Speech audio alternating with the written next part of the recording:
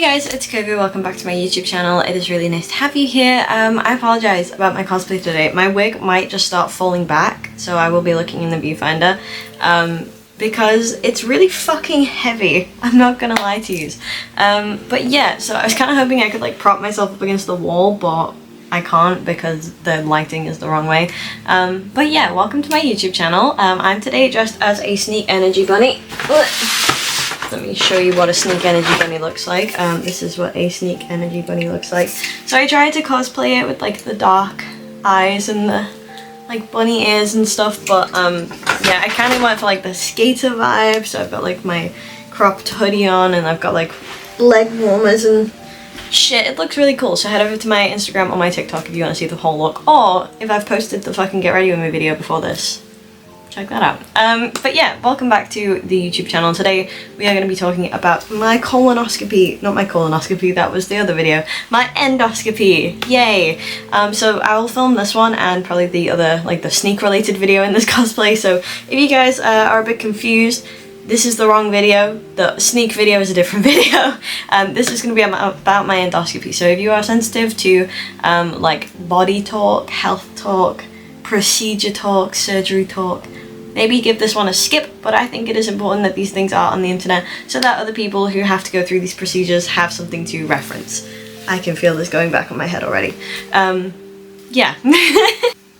I apologize about the lighting, but if I'm gonna like keep adjusting my wig the entire video, you guys can get really annoyed. So I'm against the wall. I'm really so sorry. I don't have a bulb for my softbox, otherwise I put the softbox on, but I don't have a bulb. I have it somewhere, I just don't know where it's gone. So I do apologize. But hopefully it's okay for just this video. The lighting's a bit fucked. Anyways, so yeah, my endoscopy, I had this about a week ago now. Actually, yeah, it was exactly a week ago. And it was horrific. I was about to say horrendous and horrific at the same time. It was awful.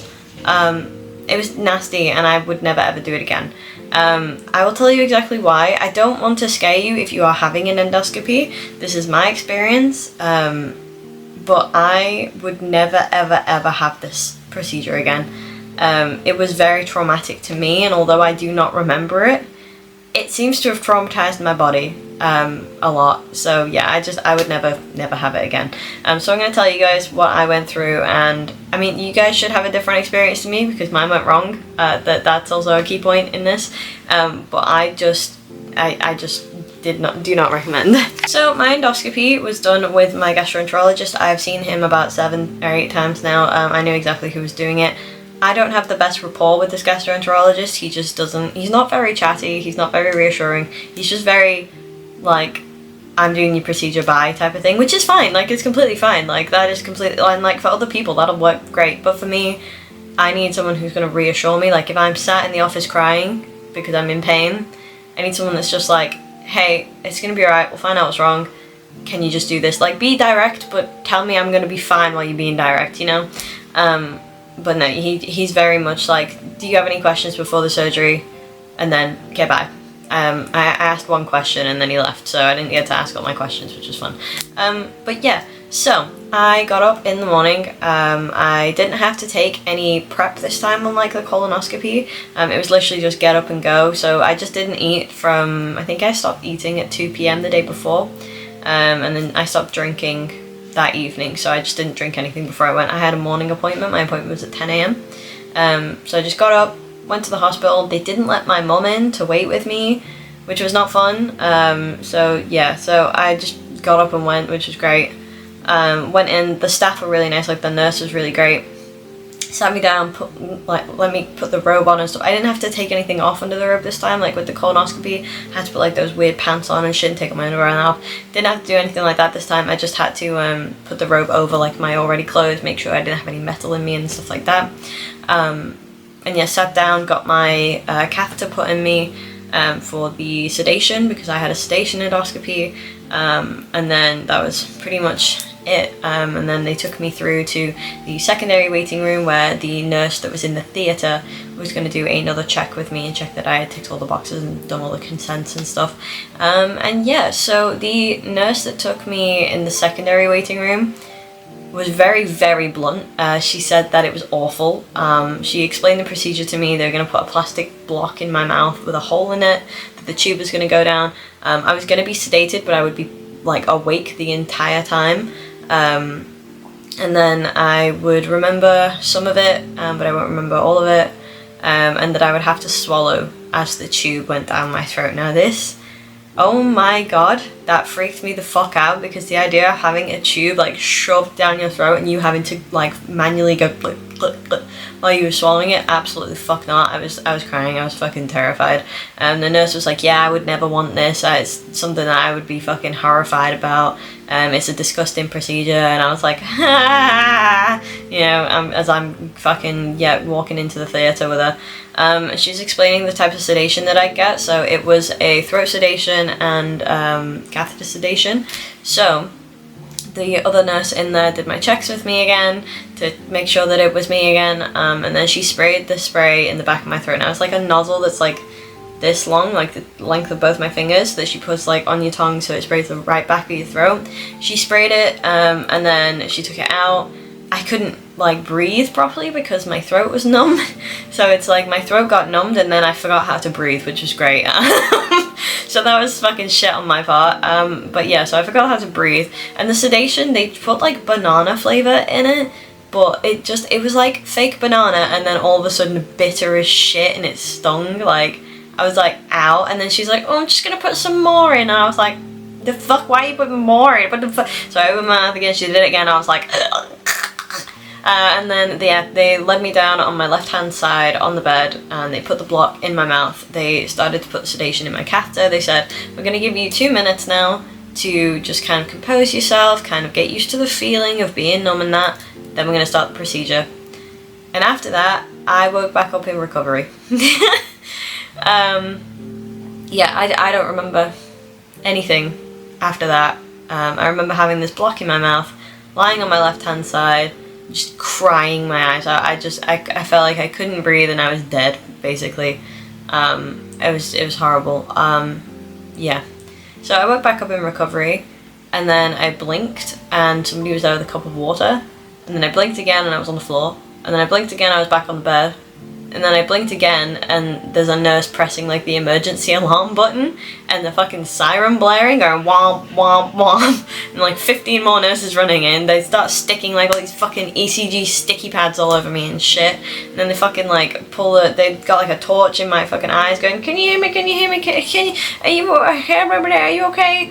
And then I was like, hey, the fuck is going on?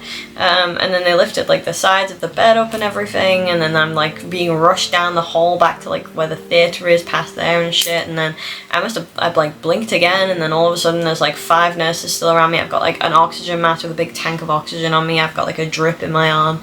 I'm like, I'm in a completely different room. I have no idea where I am. And then I go to sleep again, and then I wake back up and I've got all these blankets on me, and like I can't.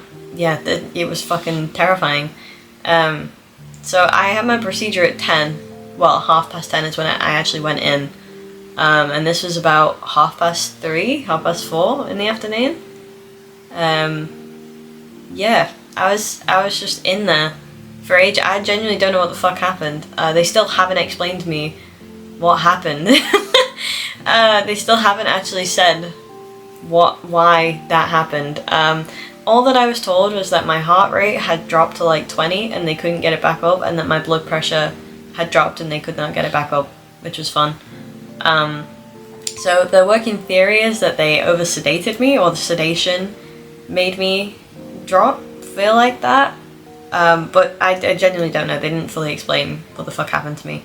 I had about 12 different fucking medications in my arm and all these fucking beepers on me and shit. It was kind of crazy.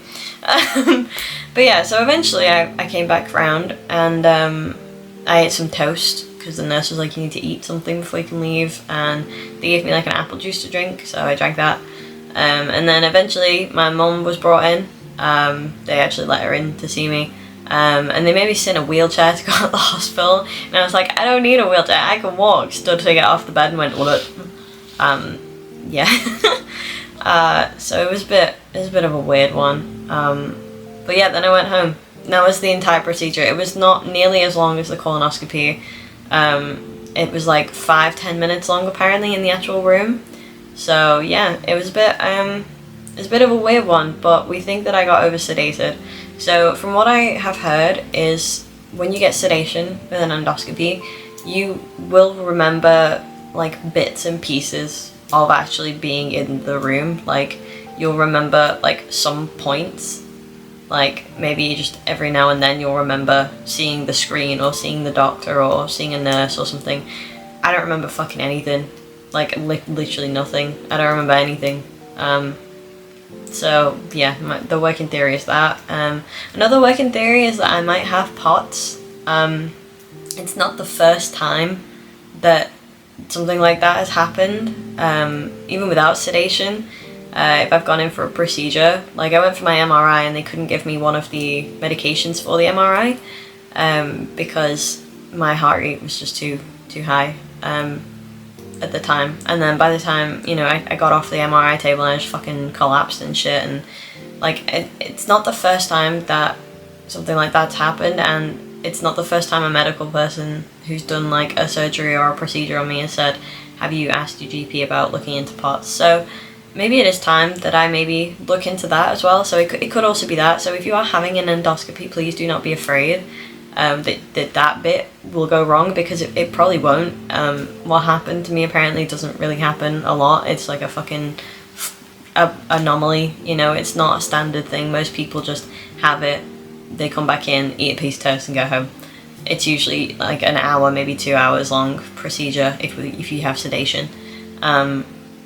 Yeah, so don't panic about it going wrong. I still would never get an endoscopy again, not because it went wrong, but because the fucking feeling of having that plastic block in my mouth, knowing a fucking tube was about to go, it was just traumatic, and my body felt it. Like the entire past week after the surgery, like the procedure, I felt it. Like I felt the fucking, where the tube had been inside. It felt like I had been fucking waggled about inside. It didn't feel nice afterwards. And I would take the colonoscopy any day, any fucking day, over the endoscopy after that. I just, yeah, no, it's not something that I would recommend.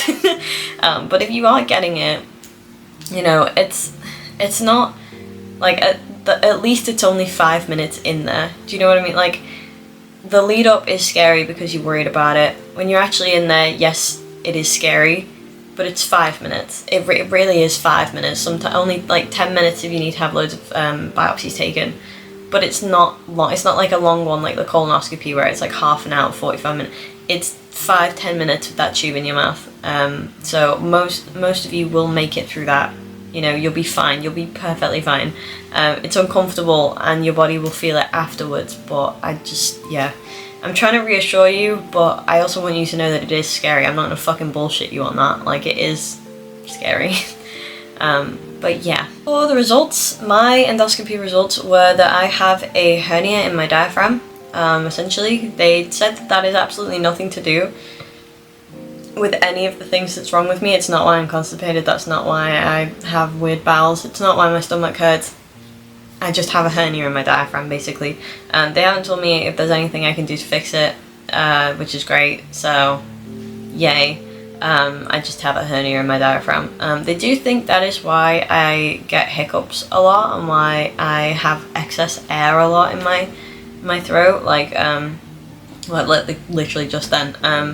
Yeah, it's why I struggle to breathe sometimes in that, because the air's not like flowing properly. I'm not like inhaling properly because the diaphragm's like out of place or something like that. But it's nothing to do with what I actually went for. They did take 8 biopsies from me. They started like here all the way through to my stomach and then a little bit further. But what's it called? The duodenum, something like that. But yeah, they came back as mutated. When they sent them off for testing, they just said that it's likely caused to like acid reflux and vomiting, basically. I've just basically scarred the inside of my body, which is great, from all of the acid and vomit and like squeezing and shit from trying to be sick and that. So they didn't find anything again, which is, on the one hand it's good, on the other hand it's like, are you fucking serious? Because I still don't know why I feel like I do. So my next thing is to go to the gynecologist, and hope that the gynecologist can find something. My mom has suspected that I have either endometriosis or early menopause, because I have a lot of those symptoms. But to be honest, at this point, if they just said that I have, like, it's all just to do with my hypermobility, I'd be fine. Like, I would be more than fucking fine with them saying that it's all to do with my hypermobility. I just, yeah.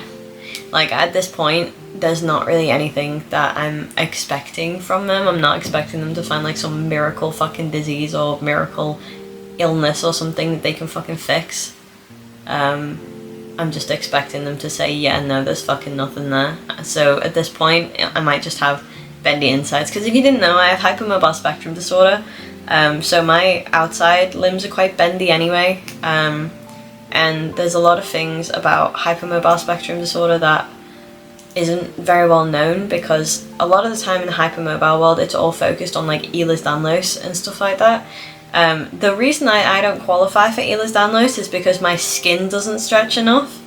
My heart rate and stuff shows signs of Ehlers. My hypermobility on like the Baton scale and shit is all correct. Like, I have every point apart from stretchy skin, so, you know, hey ho. But this is what I mean. So hypermobile spectrum disorder, if you don't tick all the boxes for Ehlers-Danlos, it doesn't get as looked into, because it's seen as not like intense enough or not serious enough or detrimental enough to be researched. And it really fucking pisses me off, because just because I don't have Ehlers-Danlos syndrome doesn't mean that I'm not in pain. Like, I got diagnosed with Ehlers-Danlos syndrome first to have it taken off me to then get given hypermobile spectrum disorder, which there's no fucking research on, and everyone just goes, oh yeah, well, you're just a bit bendy, and it's not it. It can affect so many things, and some people are more hypermobile internally than they are externally, but there's no tests for it. Like, and, you know, like, I'm on the neurodivergent scale, and that's a lot more common in people that are hypermobile, because their brains function differently, because they're more blah, blah, blah, and shit like that. There's a lot of things. I could go into this for hours, but if somebody turned around and said, yeah, it's just related to hypermobility, I'd be so happy, because I know what's wrong with me, and I could at least try and research then things that make it better. But until somebody does that, I'm kind of stuck in this no diagnoses world, which means I can't get help for cost of medication or cost of I have to buy travel vomit bags so that if I throw up like on a road trip or at work or something, it doesn't stink, because, you know, I'm not always near a toilet. Sometimes I literally just have to throw up. So they, you know, they cost money, and like adult underwear, that costs money. You know, like, there's all the extra bits that come along with it. It's not just, you know, the medication. But yeah, my endoscopy was helpful, because now I know I have a hernia, but also kind of unhelpful because I still don't know what the fuck's going on with the rest of my body. But if you are going for one, I hope that this video does help. I didn't get many recordings like I did for my colonoscopy, because again, it went wrong. So I was gonna record when I was back in the room and like recovering and things, and do a little bit of a like in the moment, but I couldn't, because I fucking just didn't wake up properly. So I'll insert what I did get, and like the pictures of me with all the sticky things on and that. But yeah, don't worry. It is okay. It will be okay. You will make it through it. It's just uncomfortable. And if you panic, it makes it worse, like 10 times worse. But if you have a nice nurse that'll let you hold their hand, just close your eyes and just inhale and exhale. Just inhale, exhale, and just focus on that, because that is the only thing that got me through that. I'm really sorry that this one's not like a happy, you know, like the surgery, like this procedure's great type of thing. But some things just aren't. Some things do just fucking suck. Like, they really do, and I hate when people try and sugarcoat everything. Some things do fucking suck, and I know that's ironic because I said the nurse was really fucking blunt, and like, you know, now I'm being really fucking blunt. But yeah, it's just, I don't know. I just wouldn't recommend an endoscopy. If you need one, please go and get one. Please don't let this deter you from actually going for it. But just know that it is going to be challenging. It is going to feel, you know, weird, but just don't build it up in your head, because it's not as, like, it's not as horrific as it sounds, like, because you will forget it. So you just close your eyes and just breathe in and breathe out and just think inhale, exhale, inhale, exhale, and just squeeze somebody's hand, even if it's your own, even if you don't have a nurse, just feel something, keep something to ground you, and just breathe through it. That is the best way to get through something like that. But yeah, I do apologize about this being a depressing video. I just wanted to be real with you guys, and you know that I like being open about these things, so I will let you guys have the rest of your day to recover from whatever it is you're doing, or prepare for whatever you're doing, and I will see you guys in the next video. Kovu out.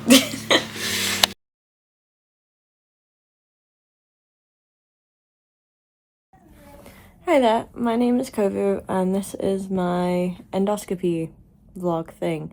I was racking my brain the other day because I was trying to look for my colonoscopy video and I couldn't find it anywhere, because I was going to use that as a basis on how to do this video, but I can't find it fucking anywhere. So, welcome to my endoscopy video. Unlike my colonoscopy, I didn't have to do any, like, bowel prep or, like, any stomach prep or anything, so, that was good. I wasn't able to eat from 2 o'clock yesterday, so I've not eaten anything, and then this morning I haven't drunk anything, because I had to stop drinking 2 hours before, and mine's at 10, so I stopped at 8. But yeah, so I'm going to go to my parents, because they're the ones taking me to the appointment, and then I am getting it with sedation, so if you're getting it without sedation, this possibly isn't the experience for you, because I won't know what the experience without sedation is. From reading online, it looks like they might be putting me fully under, which I hope they are, but it also seems like some places don't fully put you under, so knowing my luck, I won't get fully put under, and it's going to be awful. I'm dreading this more than the colonoscopy. This is going to be worse, because I'm worse with things in my throat than I am the other way, because, you know, I have a very big fear of, like, choking and not being able to breathe through my throat, and just feeling like there's too much in my throat, so... And also the gagging, I have a really bad, like, nausea and stuff anyway, so I'm not looking forward to this at all. I am absolutely petrified. I'm scared that my doctor is going to be really horrible, because I've had a few procedures before, where my doctors have just been really nasty. Like, if I get dizzy or I get scared or panicky, they just tell me, like, why are you being so dramatic? And I'm like, I'm trying not to be dramatic. I'm panicking. Like, I've just had fucking shit experiences. So I'm hoping my doctor's nice. I'm hoping the nurse team are nice. And yeah, I'll try and film what I can. I obviously probably can't film the actual endoscopy. But I'll try and film little bits for you guys. And yeah, hopefully this will just get inserted into the rest of the video. So, yay.